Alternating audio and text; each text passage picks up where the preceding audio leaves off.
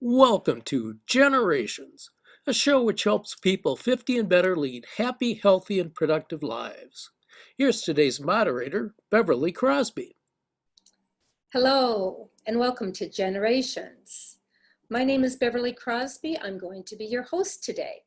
Well, today we have a very fun show lined up for you. We are going to be talking about your high school years and how they shaped your life. So with that, I want to introduce our co-host. We have Nadia Giordana. Hi, Beverly and Dave and Robert. It's going to be fun. I like the idea of this subject. Okay, and then we have Dave Lapakko. Hi, nice to be here. Maybe a little scary to think back that far, but I'm game, so Okay. game on. Okay, and then we have Robert Johnston. Hi, everybody. Yeah, this should be a fun show. Looking forward to it. Well, welcome everybody. This is I'm looking forward to it too. Well, Nadia and I both have a similar story for our high school years, and Dave and Robert, it sounds like you two, you're kind of the, I'm sure you're full of stories. These two guys went to high school together, or you went to high school at the same time. Is that right? Maybe Same high Dave? school, same graduating year, so. Yep. So you know secrets about each other. I'll pretend that I do, just to scare Bob a little bit. Yeah. I'm not sure that I really know that many, though. So Bob, you I don't know must. too much about Dave either. He was very secretive. There are still some things people don't know, but let's not. Now is not the time to reveal them. Well, let's start out with something a little more on the calm side. Nadia, how about you? Tell us, what were your high school years like? You know, I lived in the country on a farm. So I was 8.5 miles from the school. I had to head home to milk cows every evening. So there was no hanging around for whatever it is the city kids were doing. And every time I heard about what they were doing, it was always so much fun. But I could never join in on that. And, you know, once or twice a year, I'd get on the bus and do a road trip with the kids. But mostly it was school. You know, I lived in the country on a farm. So I was 8.5 miles from the school. I had to head home to milk cows every evening. So there was no hanging around for whatever it is the city kids were doing. And every time I heard about what they were doing, it was always so much fun. But I could never join in on that. And, you know, once or twice a year, I'd get on the bus and do a road trip with the kids. But mostly it was school. The actual school time was my break, was my entertainment. So I loved school because that's when I saw my friends. And between classes was when we caught up a little bit. And just waiting for the school bus at the end of the day was when some of the fun things happened. So it was, and I was shy, so I didn't, you know, I had like 3 girlfriends and that was it, but it worked for me. Okay, and mine was very much like yours, Nadia. I was on a farm. I was raised on a farm and went to school, and I was very shy because on the farm there's not too many people to talk to, you know, and your brothers, your sisters, your mom and dad. But I was very shy. So when I went to high school, I enjoyed it too, and I liked to see the other kids, but I was just almost afraid to talk to them. I was actually that shy.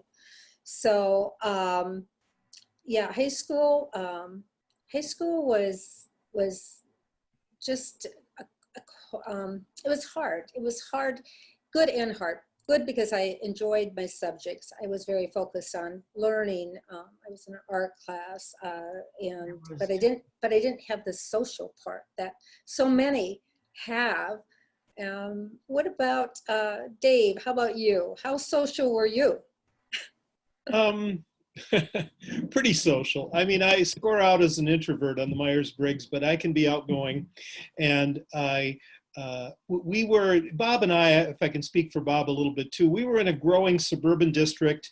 Bob grew up in West St. Paul, and I grew up in Mendota Heights. And those were the two communities that basically comprised what was then called Sibley High School, now called Henry Sibley. And it was one of these growing suburban schools with a fairly big enrollment. And so our graduating class was about 350, and you had to be social with these people. And a lot of the sociable stuff came out of extracurricular activities. I mean, I was involved in choir, both male choir and a cappella choir. I was on the baseball team, played basketball for a while, was involved in student government and that sort of thing. So inevitably, you had to be social if you were going to survive in that environment. I don't know, Bob, what do you think? We moved to West St. Paul when I was in 9th grade. Prior to that, my dad was in the Air Force, so I lived in numerous other states around the country. And so all of a sudden, I had to make new friends and socialize. So I got to know all the kids that lived nearby and at school, and it was actually fun. I joined some sports like football and tennis to also make some friends as well, and then got involved with everybody. It was a lot of fun after that. We had a pretty tight group of friends that we hung around with. So. Let me ask this question. So, how has your high school years affected who you are today? How has that made a difference? Has your personality changed? Did some of the subjects you took, did that prompt you to go into a particular profession? Go ahead, Nadia. I really liked English class, and because I didn't have a lot of distractions, I paid a lot of attention to English class. And of course, being an introvert and shy, it just all rolled into one. Did a lot of writing even when I was in high school, poetry and things like that. Of course, the poetry was to impress a boy who only wanted to impress himself. But but hey, it got me a lot of practice writing poetry. And that's carried through into adulthood. I didn't get over the shyness until well into adulthood, but I made up for it by writing. I think in my life, the trajectory is really quite clear. There was a kid in our neighborhood, his name was Mitch, and we'd get on the bus together in the morning, on Monday morning, and sometimes he'd have a trophy in his hand. And I'd say, well, what's that trophy from? And he said, well, we were at a debate tournament over the weekend and we placed second or third or whatever. And I thought to myself, dang, if he can do this, I can do it too. And so I started connecting with the debate team and became a debater in my junior year, and then debated in junior and senior year of high school. And that in turn led me to be a college debater. And that in turn determined what my college major was going to be, rhetoric and public address.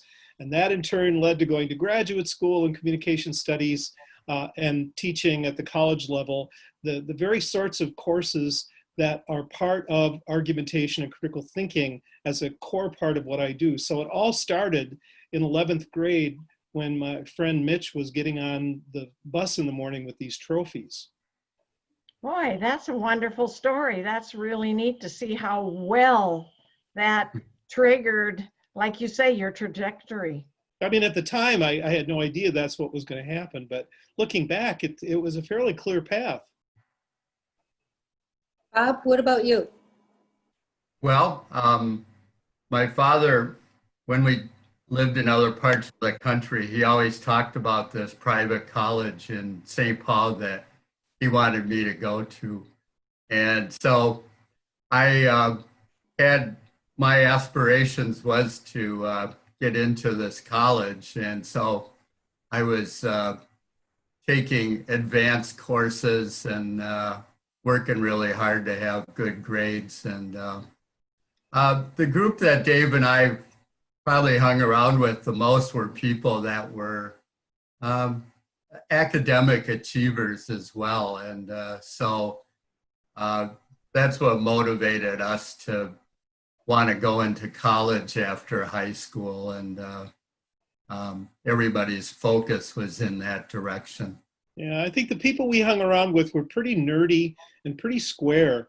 And there was a whole other culture that was part of the high school. And we didn't hang out with those people too much. And we grew up very slowly. And I suppose in a way that was good, but we were pretty young and naive in many ways in terms of the ways of the world. We were so into just these nerdy things like the underground newspaper and debate and getting good grades that we didn't have time for the other stuff that usually distracts teenagers. What about you, Beverly? I was in art for a long time. When junior high, I won some contests, drew a picture, a portrait, and I won some prizes when I was in junior high, and then in high school I had art classes. I also like to write as well. So my creative side was pretty strong. But my teacher was teaching me how to be a teacher to the other kids. And I didn't know it at the time, but in my senior year, I was teaching my senior classmates, how to do art. And from that, I received a 4-year scholarship in art. Well, that went on to working in the photographic field, the art field in the photographic side, and eventually video work, and eventually television. So that, being an artist, you paint with a brush or you paint with light, So it definitely made a difference in my career, my subjects that I took in high school. So. Mm. Okay, so we have any regrets from high school years? Anything we wish we would have done differently? I wish I would have worked on being more outgoing instead of allowing the shyness to keep me out of so many things. I think I could have done a lot more, learned a lot more if I would have just not been so self-conscious all the time. I can certainly think of two things. Number one, I don't know why, but I had this idea that I could be successful in sports. And as I mentioned, I played baseball and basketball in high school, but I really wasn't good enough to get to that next level.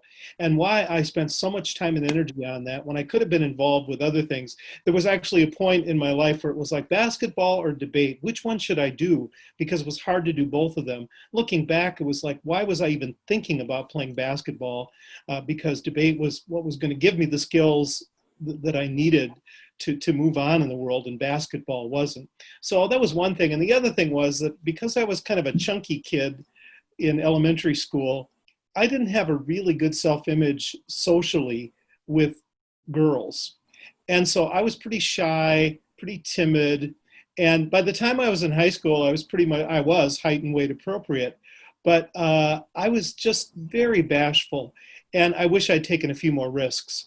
And I didn't know how to do all that. No one could teach you how to ask a girl out, and how to manage a relationship.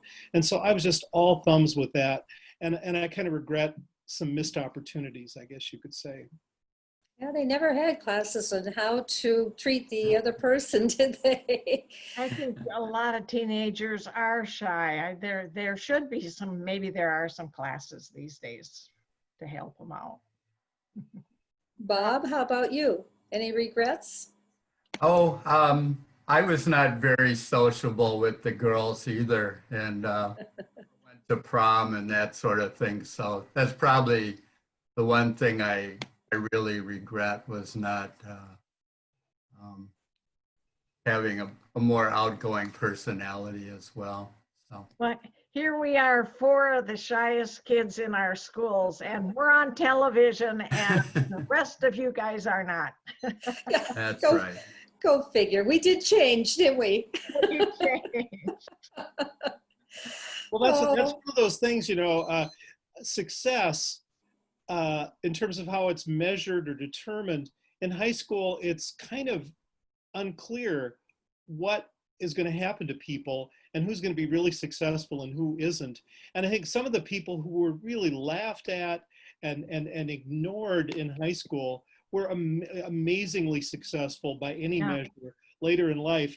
And who knew that that was going to happen? On the other hand, we had people, I will tell you that one of our classmates was a Playmate of the Month for Playboy magazine not too long after we graduated. I don't know whatever happened to her, but I don't think she was really successful in the long run.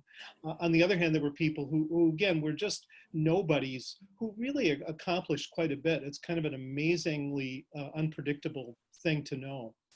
I think that happens a lot too, where the nerds of the school do get better careers and going. I suppose every once in a while the football captain gets a nice career too, but we hear a lot of these stories, and that's the stories we love to hear about.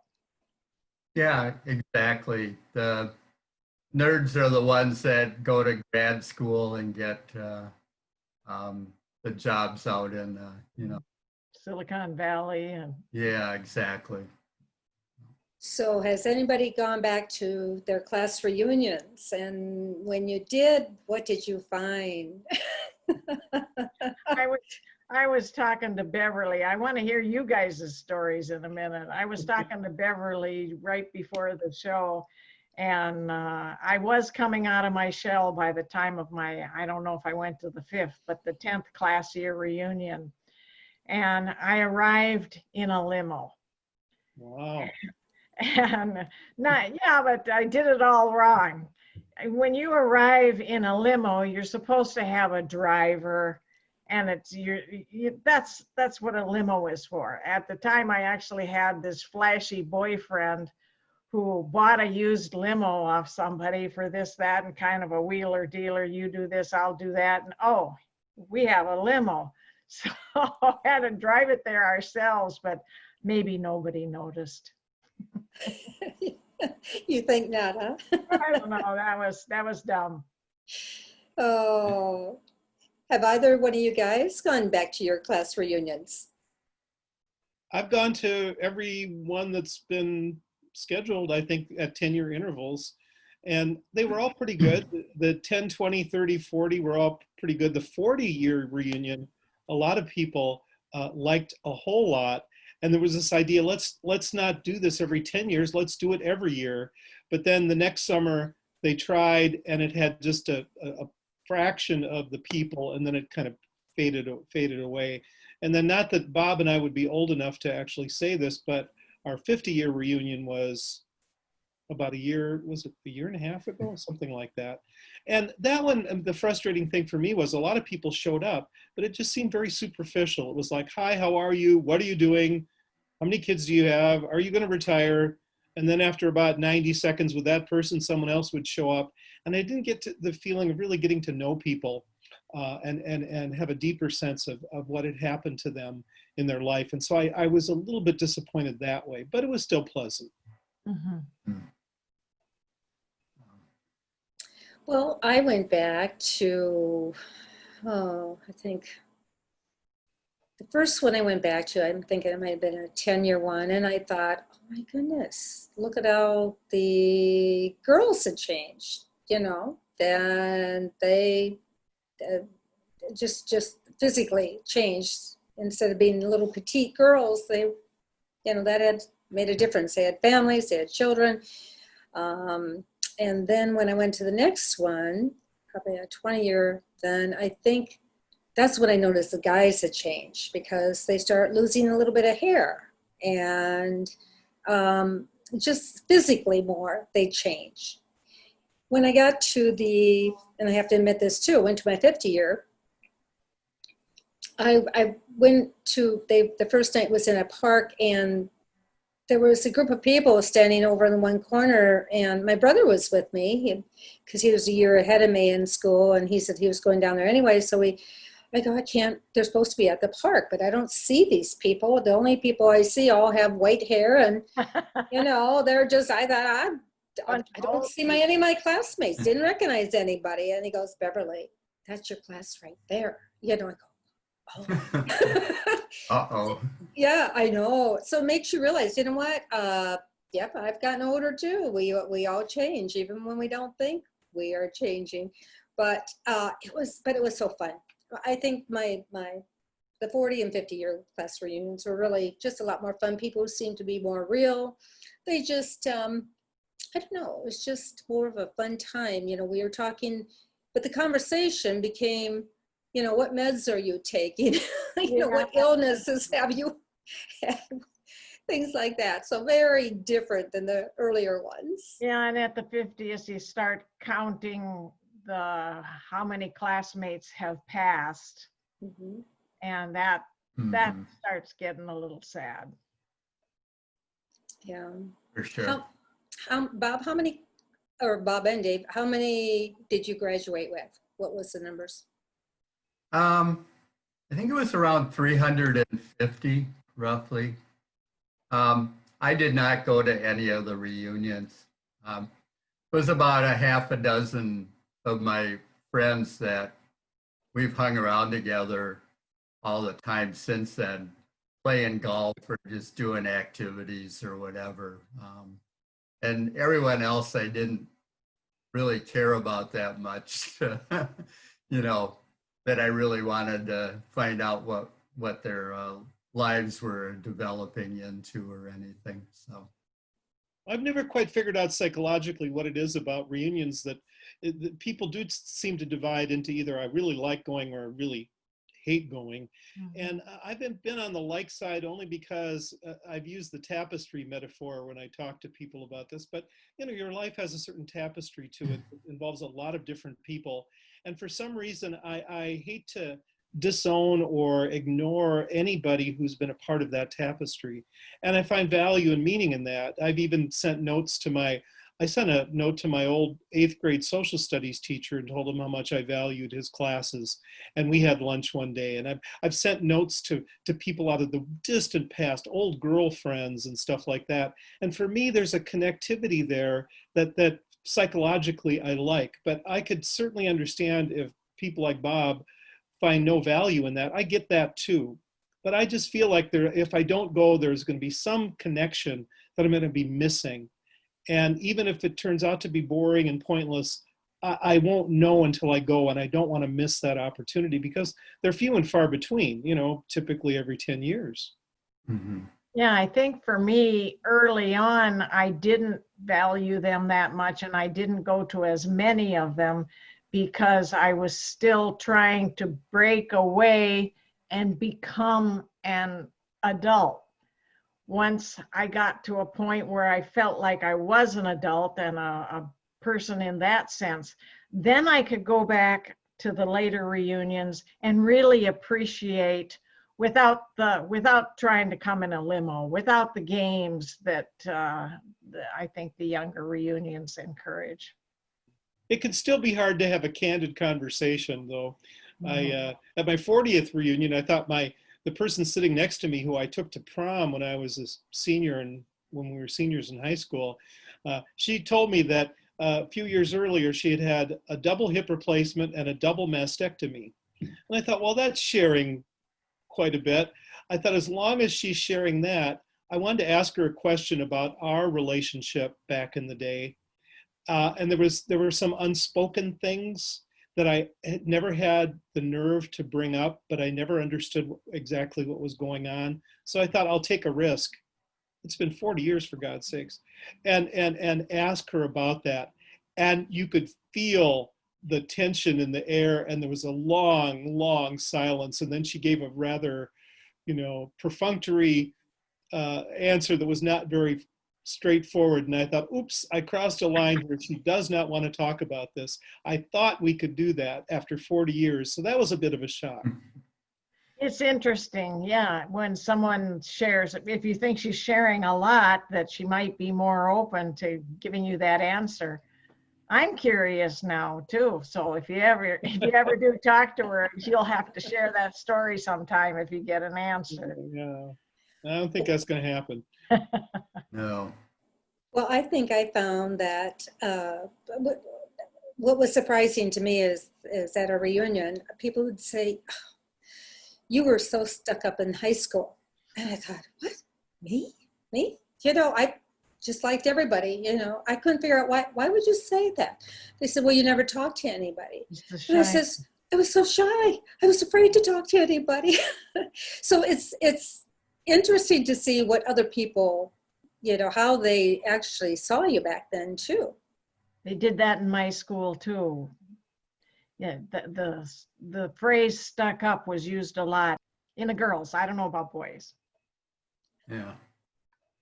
When I was a senior in high school, I had a part-time job, and I think I was probably a lot more social there and kept tabs on people that I knew. It was a different experience working with someone instead of just sitting next to them in a classroom at school. So.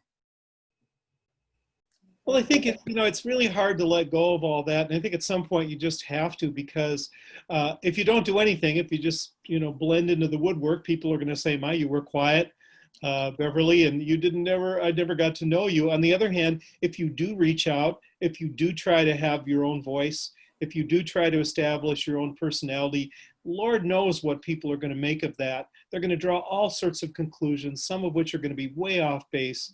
And I don't know, in the end, that dwelling on that is going to get you very far. So I've really tried to just accept that people are going to have perceived you in a lot of different ways, and that you can maybe talk it through with them a little bit if they will tell you how you were perceived in high school.